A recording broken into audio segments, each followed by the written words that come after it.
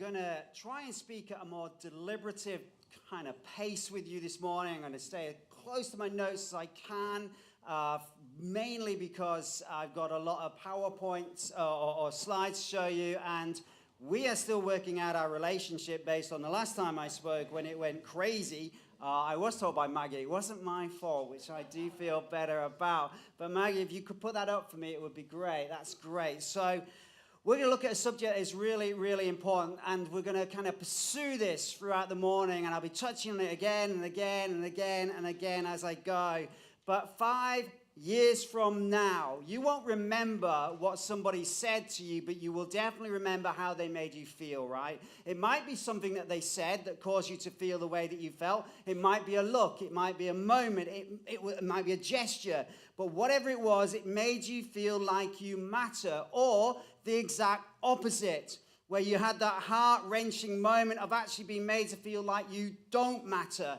And those moments are difficult. And today I want to explore how Jesus went about doing outreach and what that looked like from Jesus' perspective and how he did that. Because he made people feel a certain way. And the question is, how did he make them feel?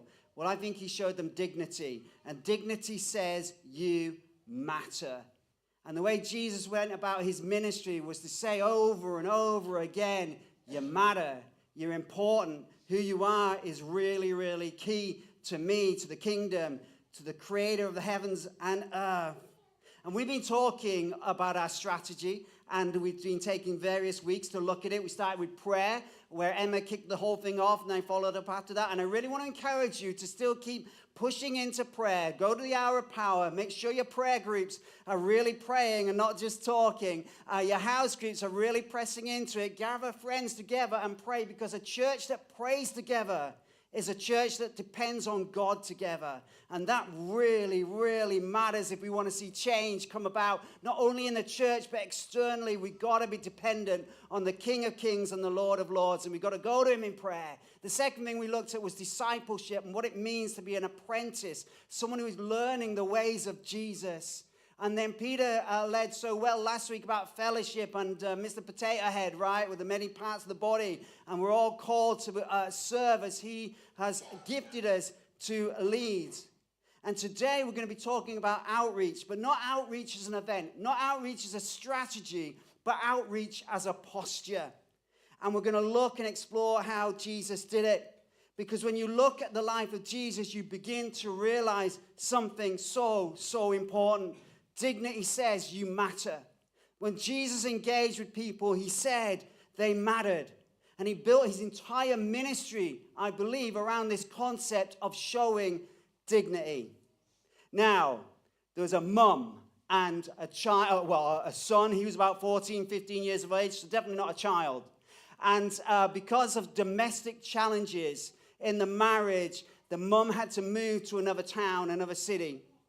And when she got to this town city, she said to her son, listen, son, we know nobody. We don't know anyone in this town at all. So we're going to go to a place where there are lots of people. And the mum said, we're going to go to church. And the son said, Mum, we don't do church.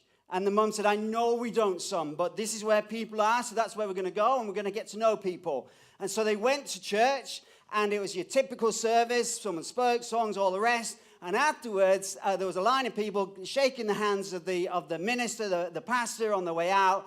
And as they're lining up to shake the hands of the pastor, this little lady came from nowhere. I imagine her to be a bit like Hazel. And she came from nowhere, and she grabbed this 14, 15-year-old boy and pulled him down and gave him a kiss on the cheek and said, son, I love you, and I'm praying for you.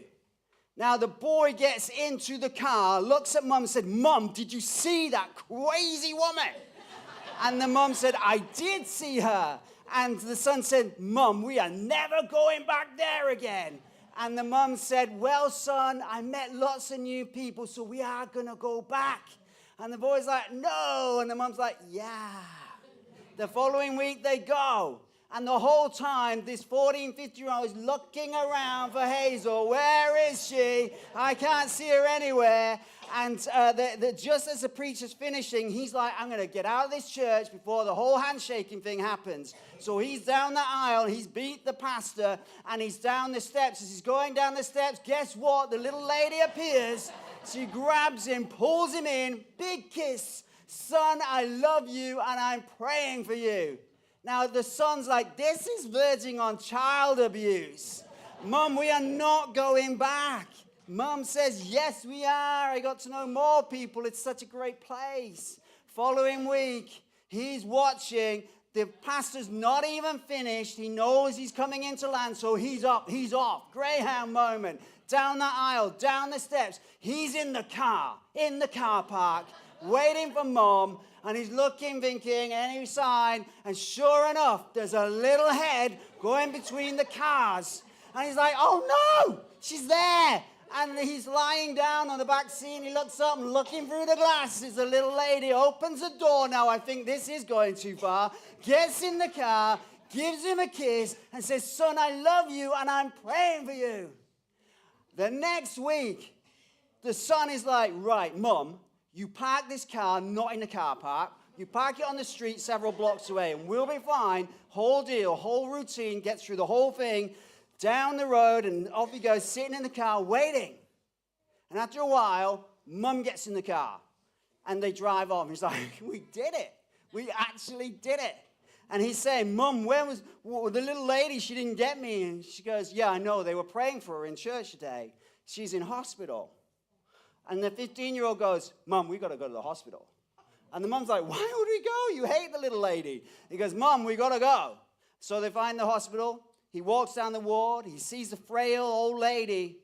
And he walks towards her. And she is looking pretty ghastly. And she opens her eyes. She goes, son, I didn't think I'd get to see you today. But I want you to know I love you. And I'm praying for you. And the boy grabs her hand. And he says, listen, you can't die. I don't know if she was dying, but you can't die because you make me feel valued. The very thing he was hiding from is the very thing that shaped him. And when it's consistent, when it's demonstrated, dignity goes deep. Dignity says, you matter. And in Matthew 8, verse 1 is a passage of scripture that you'll know well, where it says the large crowd followed Jesus. Firstly, why is the crowd following Jesus and where is he going? But the real question is, where has he just come from? Where he's just come from is a mountainside where he's just delivered the Sermon on the Mount, right? And he's shared that huge amount of teaching. The crowds gathered, they got inspired, they loved what he had to say, but it wasn't just the fact that he spoke such powerful truth. It's how he made them feel in that moment as he delivered that truth. He gave people value as he spoke. He gave value to the overlooked. He gave value to the marginalized. He gave value to the oppressed. He made people feel seen in that moment. Everyone else couldn't see him, right? High flyers in society couldn't see him. The religious couldn't see him. Jesus sees them, and that's why they follow him, because they felt valued, because they mattered. Then you get to Matthew 8:2, a passage where a leper comes before Jesus, falls on his knees, and he's got leprosy. So we have to remember the context of what that means.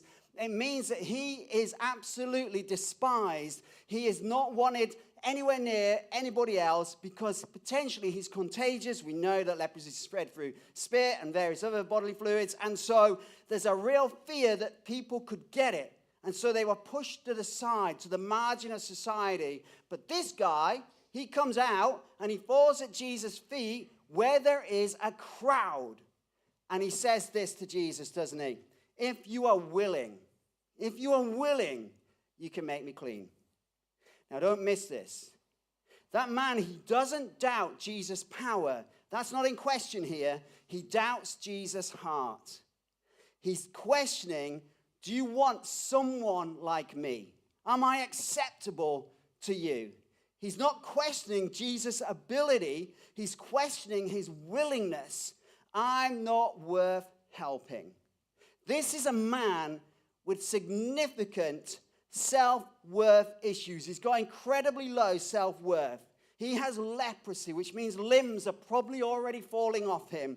His face will be distorted, and he's come and he's fallen at Jesus' feet. And then we see something so significant that we often read over it because we're so familiar with the passage, but it's so powerful. Because it then says, Jesus reached out, and what did he do? He touched him. This is an outcast. This is a leper. This is somebody with a contagious illness. And what does Jesus do? He touches him.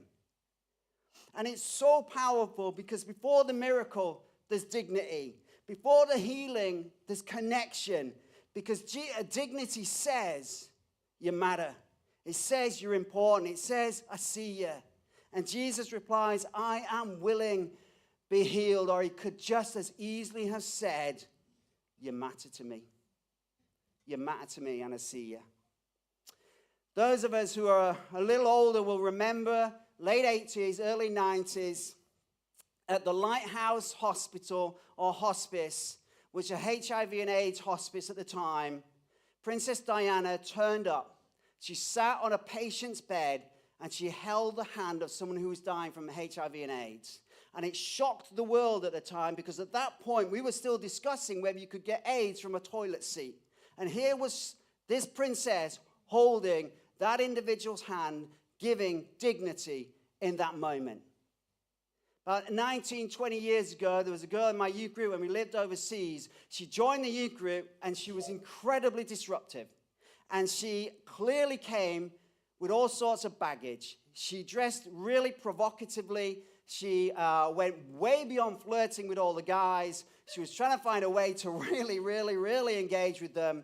She was very open about how many guys she slept with, and she would make statements like, I'll never get married because why would I ever want to be faithful to somebody else for the rest of my life? And whenever she shared in youth group time, it was kind of like X-rated. You're like, whoa, I don't know quite how to rein that back in. It's already out. I don't know what to do.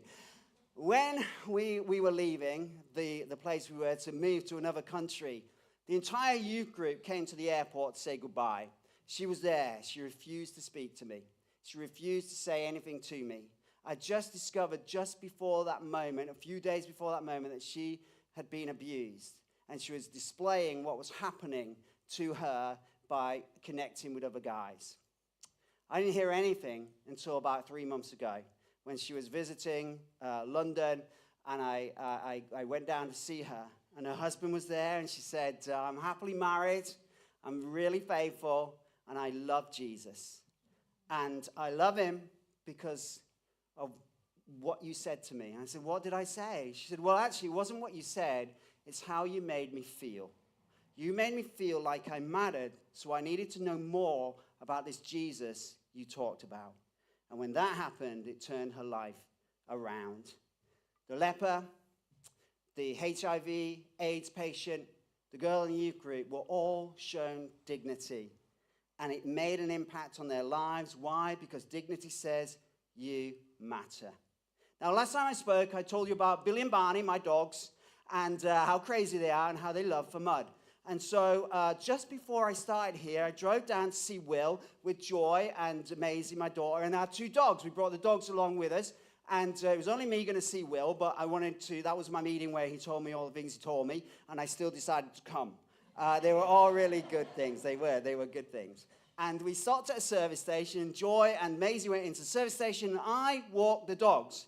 Now, you know, when you go to a service station, there's always a green area. I'm walking the dogs in the green area, and it's been muddy. It's been raining, right? We've had a lot of rain. And so I'm like, I can see a bog in the distance. I'm like, we'll stay away from that really muddy patch. We'll just stay where it's slightly muddy. And I'm walking them, and then it was like a scene from, I don't know, Gladiator or something, and I'm in a chariot as both dogs simultaneously, they must have communicated somehow, start moving at high speed, so that the leads are like full tension, and I'm not moving my legs. I kid you not, I am being dragged through the mud. They are heading straight for the bog, and as I cannot do a single thing about it, they suddenly turn right. I don't turn with them, and I fall flat on my face into the mud. I am covered in mud all over me. So I'm walking the dog back, saying things to the dogs, and I see Joy, and I say, take the leads, and I go into the toilet, and I go in there, and I start to wash myself down. I'm cleaning myself, trying to get this mud off me. I'm absolutely soaked. And this man looks at me and says, are you all right? Well, I said, I'm fine. I've just fallen over in the mud. And then he says something to me no one's ever said to me in their life before, which is, would you like my trousers? He then gives me his size, and I am so grateful for the first time in my life that I'm a bigger size than somebody else. Because I could say to him, I'm not going to fit into your trousers. And I don't know what was going to happen, but that was my excuse. I'm not going to fit in your trousers. Thank you so much. I turn up to see Will. I'm covered in mud. I could not hide it, no matter how hard I tried. It was evident that I had fallen in mud, and it was clear to see. And I could not hide it off, or hide it at all. The mess was clear, and I couldn't hide it. And I ever had that feeling where there are things going on in our lives, no matter how hard we try, we just can't cover it up. That is exactly what shame feels like. No matter how hard you try, you cannot cover it up. You try your best, but it's not going anywhere, and the shame is overwhelming. Now, here's the tension. Some of us in this room will relate to the crowd. You've just been made to feel amazing by Jesus. What he said has been incredible. But some of us in this room will relate to the leper because life has left its mark on you. There are moments where dignity has been stripped away, where kindness was missing when you needed it most, and shame has taken over. And instead of stepping forward towards Jesus, you stepped away and you're doing your best to hide. When I lived in the Gulf, I took a group away on a project. I think I told you once I took them to Tanzania. Well, this time we went to India, and we went to a leprosy hospital. And we went there to renovate it, to paint it, to try and make it look better than it did before we arrived. I'm not sure we succeeded, but we were there for 2 weeks, painting away. And we got to see some of the patients in the hospital who had leprosy. I say it past tense because they had it, and they've been treated, and they're cured. In the 2 weeks we were there, only one person came to see them, and that was the pastor. The rest of the time, no one else came. And they were never going to leave because of the fact that they'd had leprosy, and leprosy had taken its mark on them. Every single one of them was disfigured in one way or another. And the irony of that for me is that even though they were healed, they still felt unclean, so they hid. And here's what I really want us to see.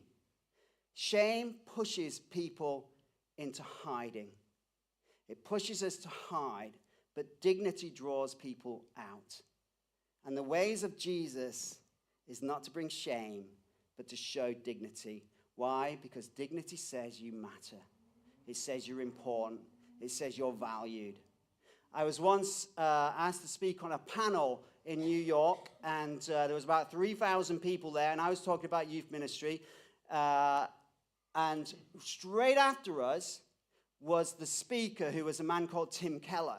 Now, if you've heard of Tim Keller, he's written not thousands of books, he's written a good number of books, and millions have been sold, and he's a really well-renowned speaker. He's now died, but he was there, and I watched him in action. As he was waiting to get up to speak, there was person after person after person coming to him, trying to get his attention, trying to pass on their card and their details, and I watched him. And he engaged with every single one of them. He was about to get up and speak, but he was engaging with them. Whoever came to him, he gave him time. And I said to someone who knew Tim Keller, I said, does he always do that? And he said, if anyone ever wants to see him, he will make himself available. Now, I was leading a conference once for Youth for Christ International. We had people coming from around the world, and we invited a well-known speaker. If I said his name, you would know him. And he said, yes, but this is what he said. These were his terms and conditions. Needed business class, needed a fancy hotel, and he would only speak 30 minutes a day. And we had a choice. He could be either around and connect with people for 30 minutes, or he could speak from the platform for 30 minutes. He wouldn't do both. And what you have here is two well-renowned speakers with huge influence, but different postures. One said, you matter. The other said, I matter. And when it comes to Jesus, it's always that you matter. And for some of us, when we're listening to this, we're thinking about people outside of the church, people who are living with shame, things that have happened in their lives. And that's right. They need Jesus to bring dignity. But for some of us, this is our story. This is us. Some of us are the leper and living with challenges because things have happened and dignity wasn't there when we needed it the most. And now all we do is we hide. And there are people in our community who won't come to this church because they don't believe or expect dignity to be shown. What they expect is judgment. Now, it's not that they know this church. They're just assuming this church, like any church, will be a church that judges them. This is one of the most welcoming churches I've ever been to. It's incredible. But it's a place where represents the church broad. And the church broad is often viewed as a place that shows judgment. So our response here is that we have got to go out with kindness and with compassion. Why? Because dignity says you matter. And there are people in our community that need to know that they have dignity shown to them because they matter. But there are also people in this room today who need to hear again that dignity shows value. And Jesus has nothing but value towards you. And people in this room who are carrying things of shame that go so deep that you're scared if anyone were ever to know or hear about it. And therefore we retreat. And just like the leper, it takes courage to move forward. But Jesus is still there. And he's still reaching out. And he's ready to show you dignity and kindness. And he still moves towards those that others avoid. And I want to come back to another passage in Scripture. And it's Mark 14. And it says, Jesus is at the house of Simon, a man who had leprosy. Now, we don't know if this is the same guy who came to Jesus and fell at his feet and said, Lord, if you're willing. We don't know that at all. But what we do know is that this is a man who had leprosy. And now Jesus is in his house. And so that tells us something really, really important. It tells us that Jesus doesn't just heal people. He restores people. And he wants to spend time with people because they matter to him. They're of huge value. It isn't just like, okay, you've got a problem, I'm going to heal you and move on and forget you. It's I see who you are. And who you are is wonderful. And I want to be with you. Jesus doesn't just heal.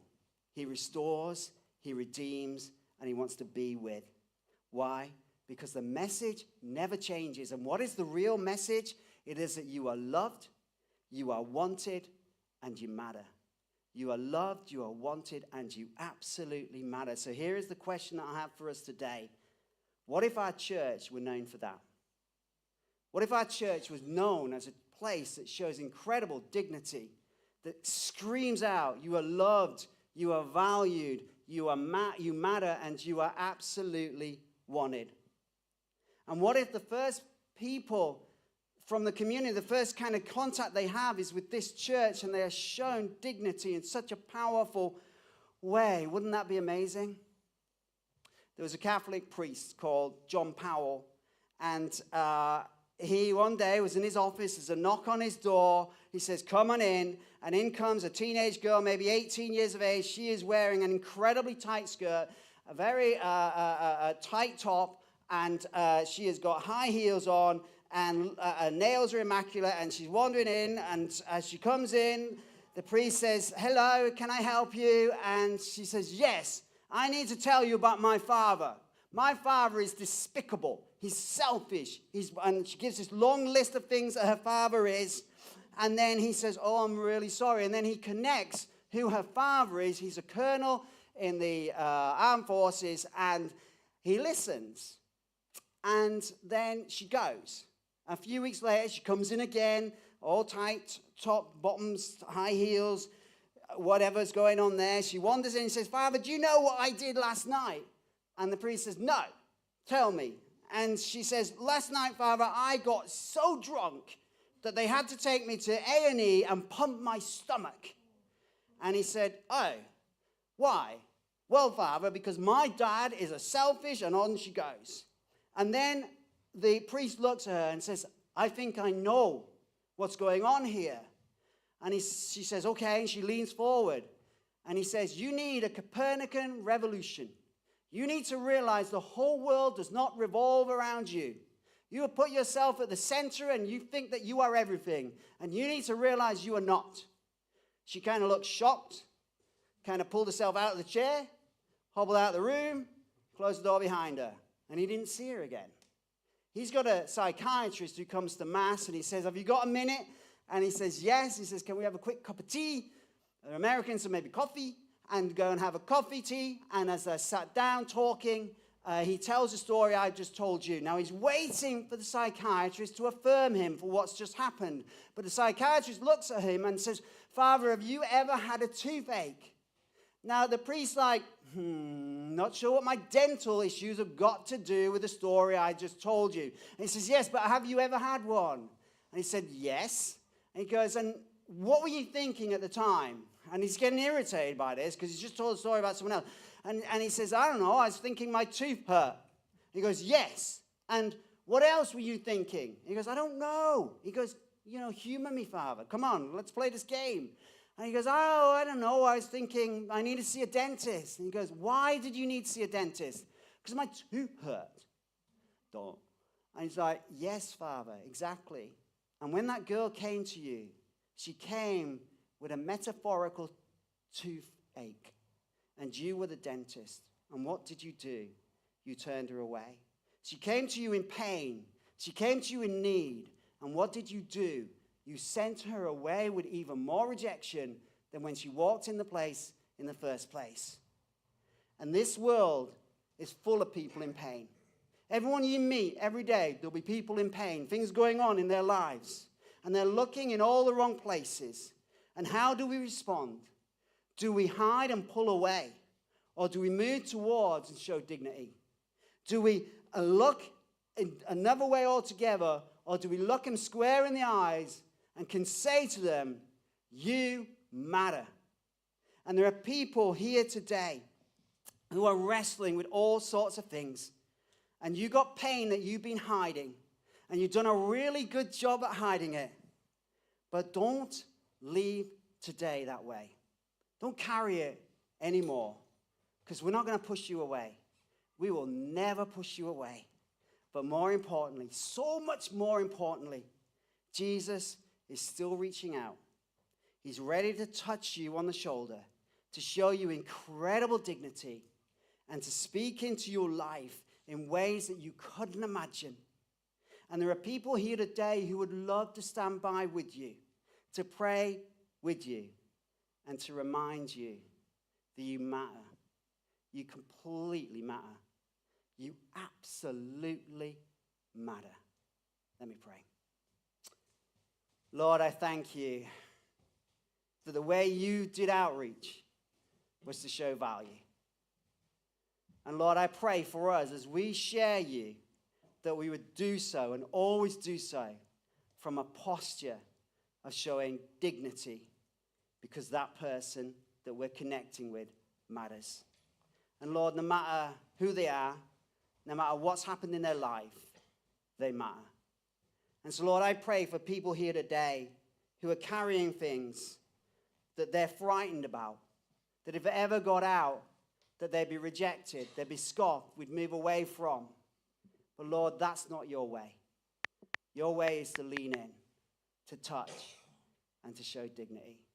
And so, Lord, may we leave this place laying down our burdens free because of who you are, because you are always, always willing to heal us.